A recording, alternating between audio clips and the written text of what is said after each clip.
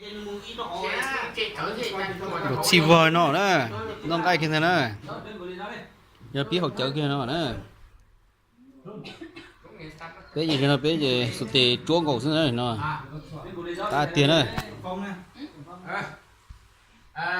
Báo cáo với lại bác, với lại tất cả mọi người là hôm nay cũng là ngày mùng 3 tháng 4 thì anh em đồng bào xã Tổ quốc ở Vinh tổ chức một bữa nhỏ nhỏ thì báo cáo bác thì cũng mời tất cả anh em nha, chúc là anh em mình khỏe, công tác tốt nha, sức khỏe nha. Đây người đẹp. Anh ơi, thơ cáo nhá. Này, thằng kia mày ăn điện thoại à? Mọi người đó. Ngay hồi nữa đừng sơi điện thoại đâu, cũng không có sơi điện thoại đâu nhé. Anh mới nhá. Nha. Không phải chạy để tốn 1 chén rượu đâu. Có ai gọi nữa mà cái dài. Đây mà đây. Mới đây, mọi người cùng đùa đấy.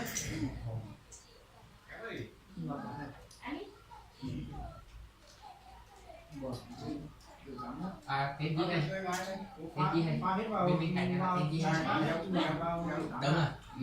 Đông, chị Đông. Gì rồi? Em ơi cả nhà nha.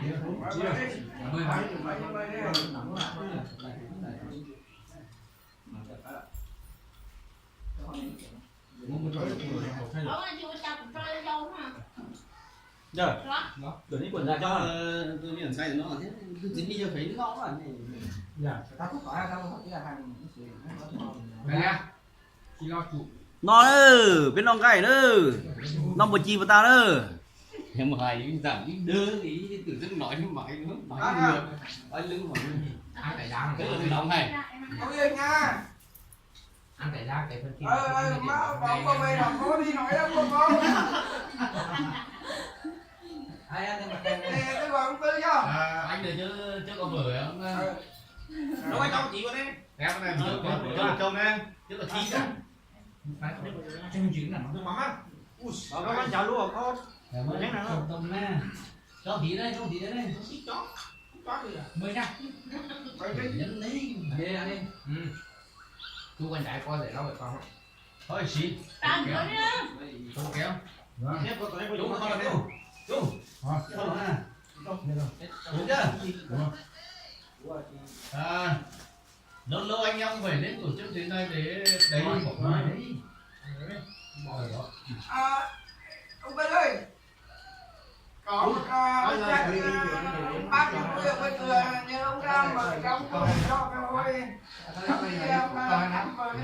ông hôm qua nè. Rồi. Đỡ tụi con gì hả? Cái tí nó hôn lên cho nó này. Ông vô chưa? Đây ông đây. Nhưng mà luôn gì này, luôn. Nó phải nhỏ nó thả đến miệng con lên này. Con đó ở đâu đây nè. Với bố với cái thứ nhá, cái gì em nhá. Lúc con này con đánh bóng chứ bố ơi. Ăn nha. Nhưng nó cũng nhắm bánh vào nữa không? Ôi, phải đi chọn cái dù. Biết không? Đấy quả tránh nó kiếm bỏ nữa để ấy đấy. Bánh chén. Đấy là chứ. Đấy là những ủa này. Đâu ngoài đấy. Sao không phải. Còn mới đã kể à. Tránh chưa? Bỏ tránh chưa? Làm tránh chưa? Biết rồi thì nó xin chi rồi các chị rồi nói thế. Mua xanh rồi này. Thì nó mua thì nó